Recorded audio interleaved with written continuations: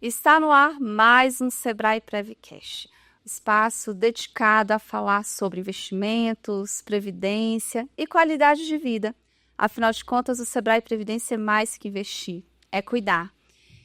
Episódio passado, Rol, você falou para mim que eu estava começando com o pé direito, porque eu estava iniciando mais uma temporada do podcast, mas com uma outra pessoa à frente da bancada, né? E agora, início de ano, semestre passado, na verdade, ano passado, a gente encerrou falando do terceiro trimestre. E hoje você vem com alguns resultados do último trimestre de 2024, que não deixa de ser o resultado do ano de 2024, né? E aí, comecei 2025 também com o pé direito. Verdade. Bem-vindo, tá, Rol? Muito bom ter você aqui explicando de forma simples os investimentos do Sebrae Previdência, né? Muito bem-vindo. Já que você sinalizou que eu comecei com o pé direito, conta pra gente como é que o Sebrae Previdência fechou o ano de 2024 quando a gente pensa em rentabilidade. Viviane, primeiro, mais uma vez aí, Abrindo o ano, né? E um grande prazer fazer de novo, né, com a Viviane, o nosso podcast, falar dos resultados, né? E bem objetivamente, a gente teve um resultado muito bom, tá? A gente teve ganhos reais para todos os planos, todos os perfis de investimento do Sebrae Previdência. E eu destaco que o ano foi muito bom, não só pelos resultados, mas com a comparação que a gente pode fazer em relação ao que foi o desempenho dos ativos, né, no mercado financeiro no ano. Então a gente teve um ano muito difícil, que ao final do ano, né, a gente terminou com a Bolsa com rendimento negativo, muito próximo de 10% negativo. Os títulos públicos, né, indexados à inflação, ou seja, são títulos bastante seguros que são pagos, né, que são de garantia do governo federal, mas que são indexados à inflação. Também finalizaram o ano com um retorno negativo próximo a 6% na média. Então, assim, você conseguir se descolar desse ambiente e trazer retornos bastante positivos, né? Acima de 9,5% na média para os planos, nesse ambiente é muito difícil. E o que eu queria destacar é que foi difícil, mas a perspectiva para o ano era muito boa. Se a gente fosse lembrar, quando a gente fez a política de investimentos do ano de 2024, né, lá em 2023, eu não sei quem lembra, mas é bom lembrar aqui, trazer a memória, a Bolsa e os ativos como um todo, em novembro e dezembro de 2023, tinham dado um rally. A Bolsa tinha subido em 2 meses 20%. Existia uma euforia muito grande com o Brasil, com a performance dos investimentos para o ano de 2024, que se antecipou no final do ano de 2023, e ao ponto de que se eu desafio aí alguns participantes quiserem dar uma olhada, você vai ver economistas ao final do ano passado, só para dar um exemplo bem real de como a dinâmica mudou, falando em dólar chegando a 4,50 no ano de 2024. Quer dizer, você dificilmente, acho que não tinha, ou eu não vi um economista, né, de grandes casas aí falando em um real desvalorizando, quer dizer, o dólar passando a valer mais no ano de 2024. E a gente terminou o dólar com o dólar batendo quase 6,30, né? Então de 4,50 que era a expectativa para 6,30. Então você imagina o que isso fez de mudança de perspectiva e como a gente teve que se adaptar muito rapidamente às carteiras ao longo do ano. Então acho que esse foi o destaque, esse foi o mérito da gestão, porque talvez o único trimestre ali que a gente teve um resultado um pouco, não só a gente, né, o mercado como um todo, um pouco abaixo do que a gente esperava, assim, de forma mais significativa, foi só o primeiro trimestre que a gente, não só a gente, como todos a gente, tinha uma visão mais assim, otimista. Acabou que a dinâmica, aí eu não vou entrar nos detalhes, mas algumas coisas, principalmente a parte fiscal do Brasil, deteriorou bastante e os ativos performaram muito, muito ruim já no início do ano. E a gente teve que adaptar a carteira e depois conseguir entregar um excelente resultado. E Raul, como é que isso funciona na prática? Quando você me apresenta um cenário de resultados negativos, como é que isso... Para os outros títulos, não para a gente, né? Isso, exatamente. E como é que a gente, nesse cenário de mercado financeiro, a gente consegue... Como é que isso é na prática? Eu queria visualizar isso, como é que é na prática, onde você tem um cenário negativo e você consegue uma gestão onde você apresenta resultados positivos. Como é que isso funciona na prática? É o Sebrae Previdência que entra em contato, não aplica aqui, vamos fazer a gestão dessa forma. Você consegue de forma assim, bem rápida, bem simples, demonstrar como é que isso é possível? Então, na verdade, a gente aqui, nosso Sebrae Previdência, atua de uma maneira bem, eu digo assim, uma boa parte da nossa carteira de investimentos que está investida, a gente tem a preocupação, né, de estar olhando o longo prazo, de olhar os investimentos com horizontes maiores e tal. Essa é uma grande diferença dos fundos de previdência. Só que, como recentemente, né, talvez eu digo recentemente, eu diria assim, a gente vai fazer 21 anos. Mas nos últimos 3, 4 anos, a volatilidade, né? Acho que depois da pandemia, acho que os mercados ainda estão se adaptando a esse ambiente depois da pandemia. Então a gente teve a preocupação de encurtar esse horizonte de investimentos, né? O que eu chamo de encurtar? O que a gente, às vezes, fazia um investimento pensando em 10, 15 anos, a gente falou, não, vamos tentar diminuir esse foco, né? Diminuir o horizonte, e aí a gente passa a ter uma gestão um pouco mais tática, né? Que vai se refletir a dinâmica do mercado. Então, o mercado está preocupado com alguma situação, isso vai refletir no preço dos ativos, a gente vai tomar decisões para se adaptar a isso. Isso é feito em conjunto com nós gestores, e eu acho que e os últimos 3 anos foram bem assim, mas 2024 foi especialmente, porque de fato existia, né? Como só reboltando, não existia um otimismo muito grande. A perspectiva era de que o movimento de curva, né, de taxas de juros, de redução de taxa Selic pelo Banco Central, iria continuar. O movimento tinha começado no final do ano passado e esse movimento iria continuar. Isso muda a dinâmica dos investimentos, né? Os agentes financeiros procuram ativos que fogem dessa perspectiva de queda de taxa de juros e vão buscar outros ativos que podem performar melhores nesse cenário. Só que ao longo do ano mudou a perspectiva, os juros começaram a subir, não sei quem acompanhou, o Banco Central voltou a subir juros e hoje a gente já está falando em juros para esse ano, talvez na casa de 15%. E aí você tem que adaptar a carteira muito rápido, e é isso que a gente faz, né? Entendi, Vitor. Agora, no início, você falou sobre a gente ter fechado o ano, né? Que a gente registrou, a gente até usou esse termo numa matéria que está no site, que todos os perfis de investimentos, eles registraram ganhos reais. E você falou agora no início sobre ganho real.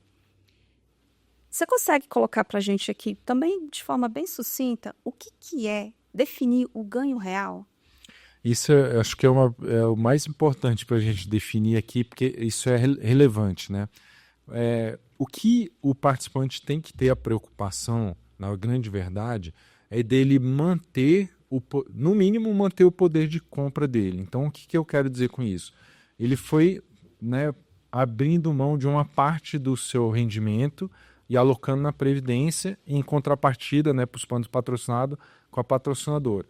Então, ele abriu mão de um consumo ao longo da vida dele para falar o seguinte, eu quero consumir esse recurso que eu estou abrindo mão hoje de consumo atual para consumir lá na frente, né? Quando eu aposentar, enfim, depende aí de cada caso, mas vamos pensar na aposentadoria, que é o foco. Então eu preciso garantir para ele, ou esse é o meu objetivo, que essa abdicação que ele fez de consumo agora, hoje, atual, lá na frente ele vai poder fazer no mínimo igual, mas a gente tenta trazer um benefício, né? Que é um poder de consumo maior.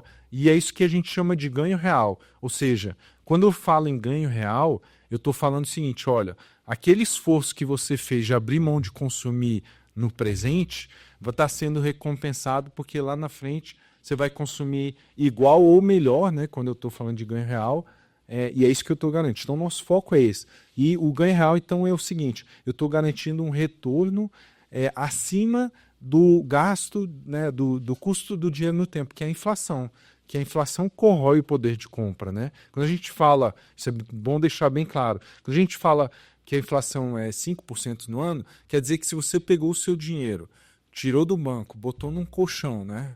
E deixou parado lá, quer dizer que na média você vai comprar 5% menos com aquele dinheiro.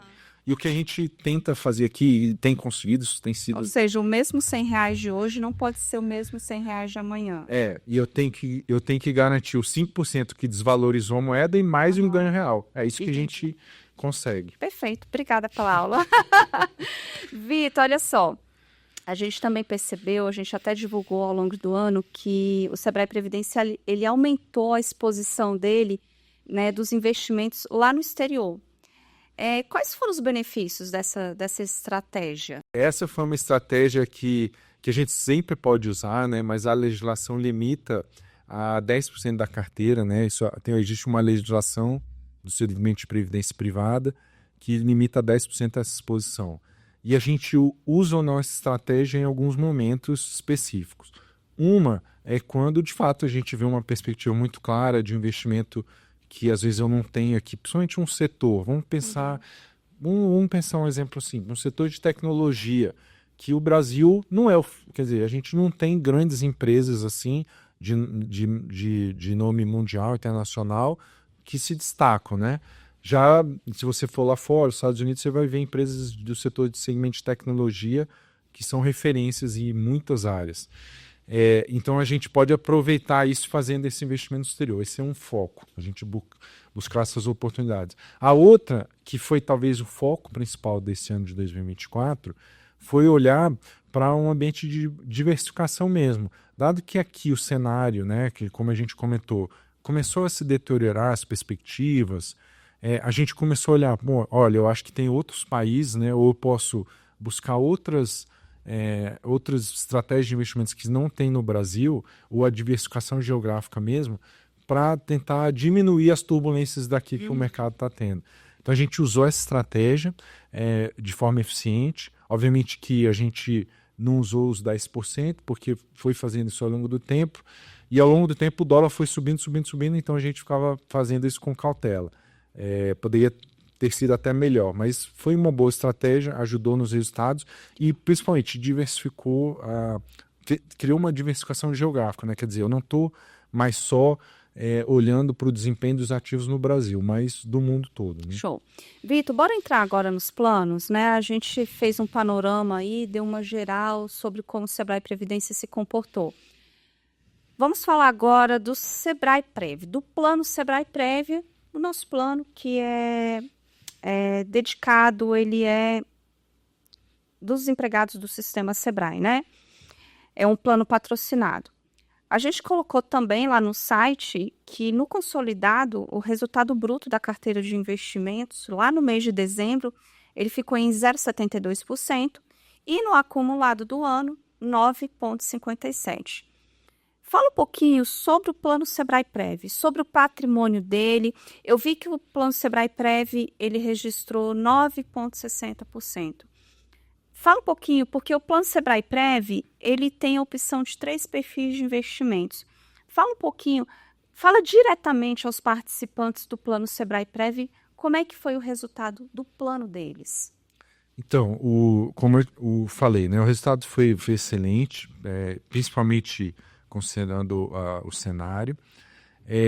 O destaque, acho que foi, de fato, o último trimestre, foi logo depois do nosso último podcast, porque a gente até comentou, né, quem quiser relembrar lá, que a gente ia tomar, ou a gente já estava tomando, e a gente ia aumentar a nossa posição mais defensiva na carteira, ou seja, naquela condição que a gente estava, que o cenário estava mudando, se deteriorando a perspectiva, a gente falou, a gente está ficando cada vez mais conservador. E o último trimestre a estratégia foi assim, foi o que garantiu o nosso resultado. Porque só para a gente ter a dimensão do que isso representou, só no mês de dezembro, a Bolsa, por exemplo, teve uma performance de 5% negativo. Título público, aqueles indexados, só em um mês, menos 3%. E a gente conseguiu render positivo nesse cenário, né? E acima da inflação num cenário como esse.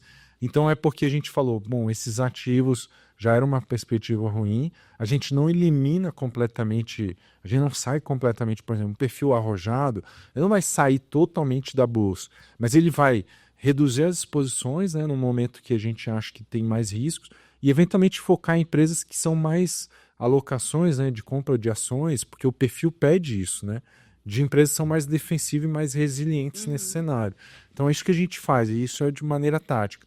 Então, assim, de forma geral, o resultado foi excelente. Obviamente que o perfil conservador nesse ano, né, foi melhor, por causa, se a gente tinha um ambiente de risco, né, muito grande, quer dizer, que mudou e foi se tornando um ambiente de mais aversão a risco. O meu perfil arrojado aloca tem mais alocação nesse tipo, apesar de a gente ter reduzido, ele tem uma performance um pouco inferior ao conservador. Mas isso não é necessariamente uma constância, né? Não é constante esse cenário. O ano passado o perfil arrojado foi melhor do que o conservador em 2023. Então, assim, é dinâmico e o que a gente faz são adaptações, né?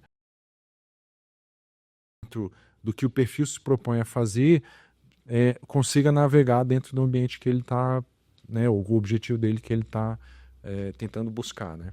Ótimo, Vitor. Então, bora lá para outro plano, né? Agora a gente vai falar do plano valor empresarial. E para quem ainda não compreende o que é o valor empresarial, o plano valor empresarial, ele é um plano patrocinado. E dentro desse plano, a gente tem alguns patrocinadores. A gente chama essas empresas que chegaram aqui e falaram: olha, Sebrae Previdência, eu quero que vocês administrem a previdência dos empregados aqui da minha empresa. Então, é isso que a gente chama de patrocinadora. Então, quem a gente tem hoje, até o momento, dentro do plano valor empresarial? CDL, que é a Câmara de Dirigentes Lojistas de Belo Horizonte, a gente tem a FEComércio, Pernambuco, e a gente tem SESC e SENAC, tanto de Pernambuco quanto do Distrito Federal.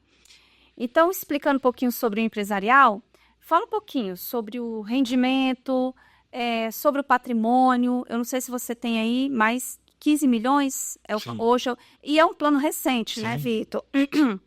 Me conta um pouquinho aí dos resultados do valor empresarial, tanto de patrimônio, de gestão, de estratégias e, principalmente, de resultado. Ótimo.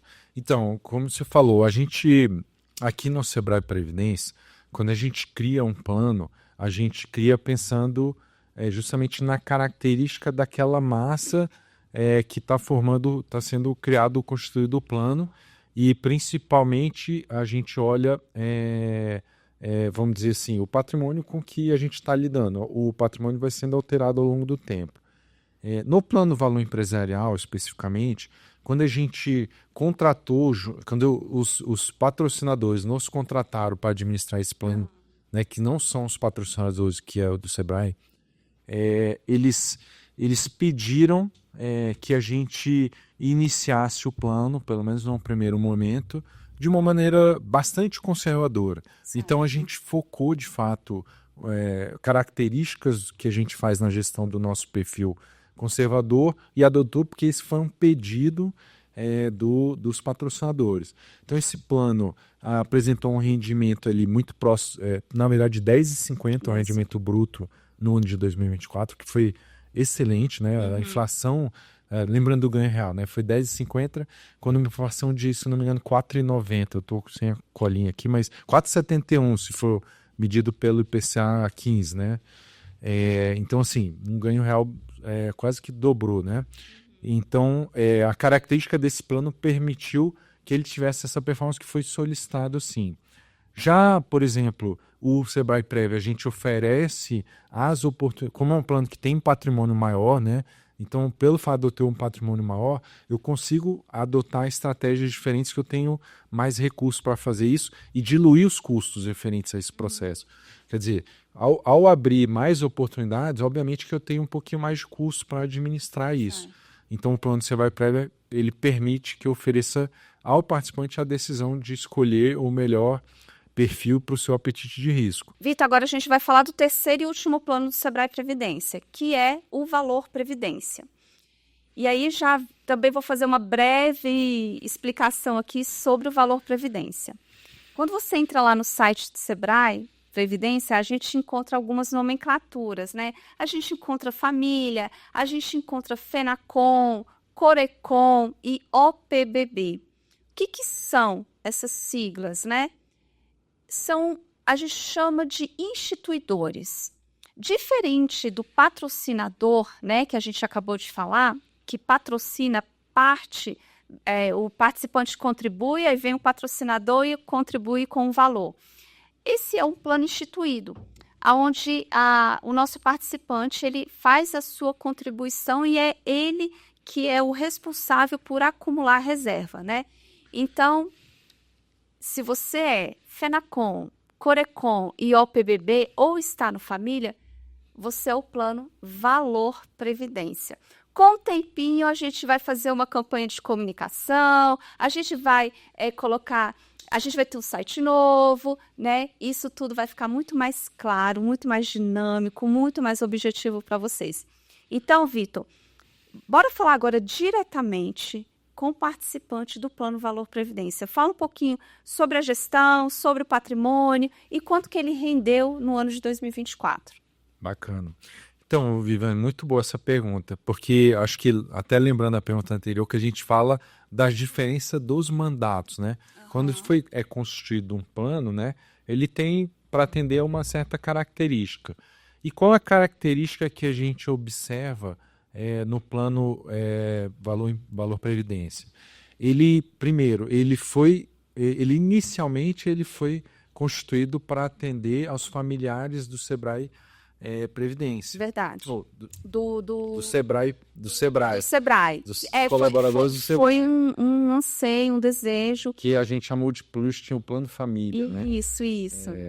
E então, qual que era a característica desse plano? São, né, ou filhos, ou netos, ou enfim, alguém que está fora do ambiente, não é um colaborador do Sebrae e que poderia participar por indicação de um colaborador do Sebrae do plano. E a gente construiu esse plano imaginando o seguinte, esse público ele é de fato, é um público mais jovem, na idade média menor, então ele tem um horizonte de investimento mais longo. E a gente entende que para a formação de poupança de longo prazo, a gente então tem que ter uma característica de alocação um pouco diferente de alguém que já está com uma idade média mais avançada e que está ali, já formou o capital e está preservando seu capital. Ali não, aqui eu busco ter um ganho melhor ao longo do tempo, né?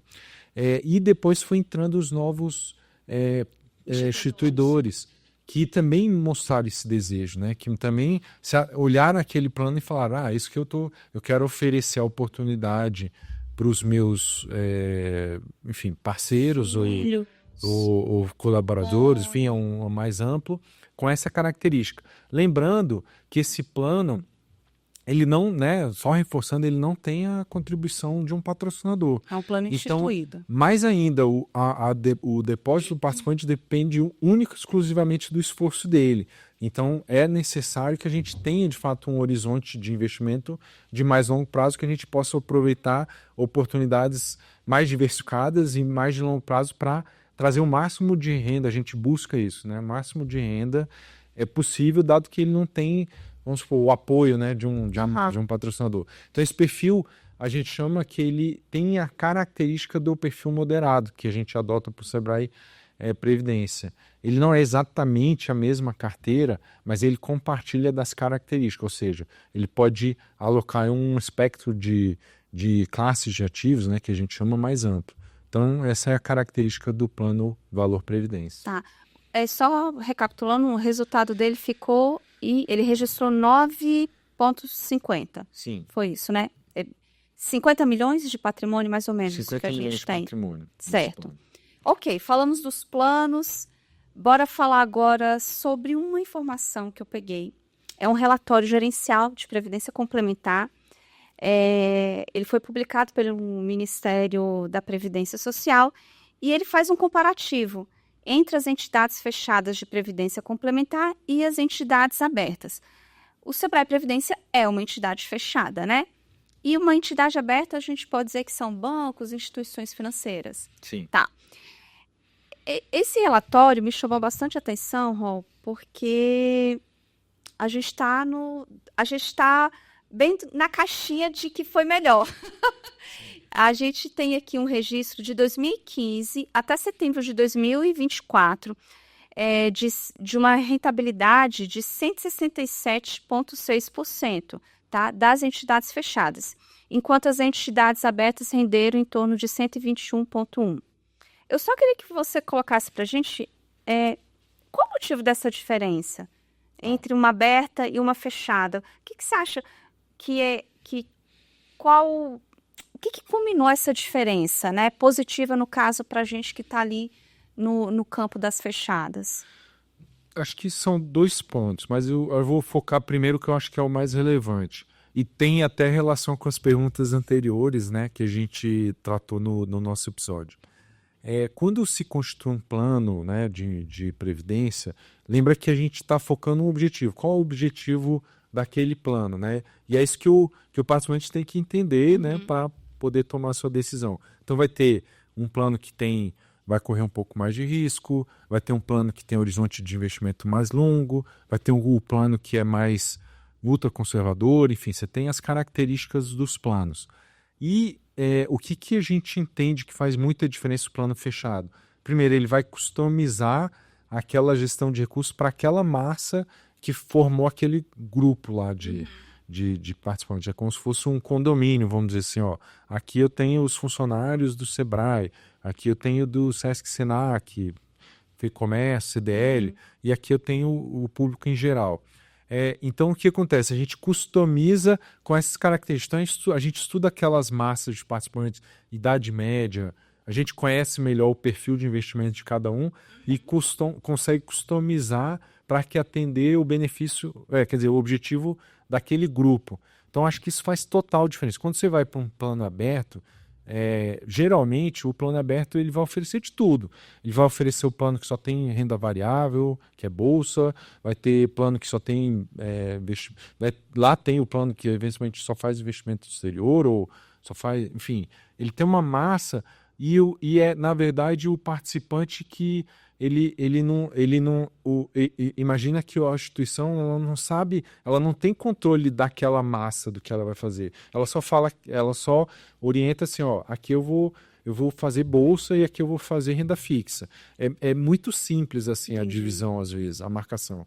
Então, como não é um customizado e que tem a preocupação de uma diversificação da carteira, olhar um horizonte de longo prazo, acaba que eu acho que a visão de longo prazo customizada tem gerado mais resultado do que o plano oferecido de um banco, que, enfim, é um produto que não tem esse controle tão claro da massa na verdade, não é nem de participantes nesse caso, né, de investidores, né, ou de portadores que estão ali. Acho que isso faz muita diferença. E depois acho que tem também a questão dos custos, né, que um plano de previdência fechada, como ele é administrado por um grupo, o controle de custo e tal, a preocupação de ser um produto que faça a gestão no menor custo possível, ela é diária, eu diria.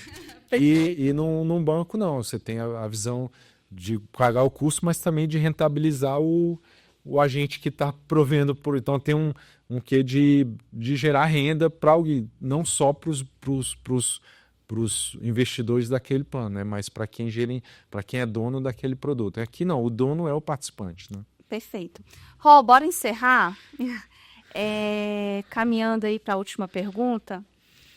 Quais são as expectativas agora para 2025? Final do ano a gente vai voltar nesse vídeo. Bora ver se você vai acertar. Me fala um pouquinho, quais são as expectativas, o que os participantes podem esperar quando o assunto é gestão do meu patrimônio, até porque a gente aprovou recentemente as políticas dos planos, né? Sim. A última reunião do Conselho Deliberativo, a política de investimentos. O que os participantes podem esperar? Qual a expectativa em relação ao ano de 2025? Então, Viviane, o ano de 2025, ele está, né, como todo ano, ele está trazendo aí alguns acontecimentos, né, que marcaram o mercado e os agentes no ano de 2024. E o principal, né, a principal preocupação hoje de agentes aqui no mercado local é a dinâmica da gestão da dívida pública, né, brasileira. Então, existe uma preocupação hoje de que, eventualmente, o governo precisa limitar os seus gastos para que consiga administrar a receita que ele tem com a arrecadação de tributos com os gastos, para que isso, os gastos não ultrapassem a sua receita arrecadatória e isso vire uma bola de neve, aumente a dívida pública cada vez mais e isso, quer dizer, qual é o risco desse cenário? É que os agentes começam a questionar se o governo vai ter capacidade de eventualmente lidar com essa dívida, né? Pagar isso. Então, se ele não conseguir pagar essa dívida, o que a gente visualiza? É uma missão, né, monetária, né? O governo ele vai pagar de qualquer forma, ele vai ou pagar pela capacidade de pagamento dele, que é arrecadar menos que gasta, e aí ele liquida a dívida, ou ele vai emitir moeda, ele faz uma emissão de moeda que é imprimir dinheiro, vamos dizer assim, como a gente chama no jargão. Imprimir dinheiro gera inflação. E essa é a principal discussão no mercado hoje, é o risco de a dívida pública, que os agentes enxergam uma dificuldade do governo de equilibrar, se transforme em mais inflação. E é isso que a gente está vendo no dia a dia, os preços das coisas subirem e tal. Esse vai ser a tônica do mercado, vai estar olhando para isso. Então, qual que foi a nossa preocupação para o ano de 2025?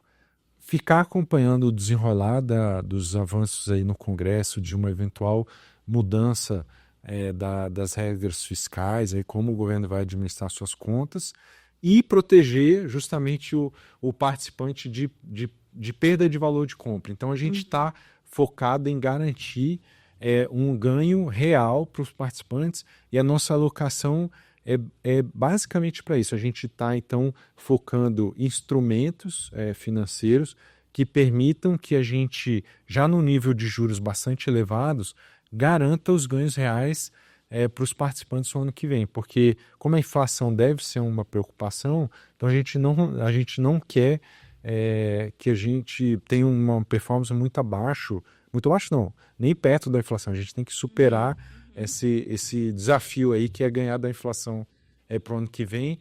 E eu tenho assim, quase certeza, pela característica que já está na nossa carteira hoje, como é que a gente está adotando, a escolha dos investimentos que a gente fez, que esse risco está mitigado praticamente. A gente vai ter um ano muito bom de novamente ganhos reais em 2025 e o nosso foco é esse.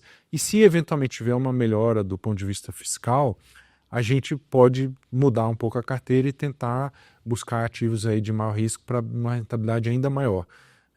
Porque os preços, né, desses ativos, como são 3 anos ruins, eles estão muito, muito atrativos, né?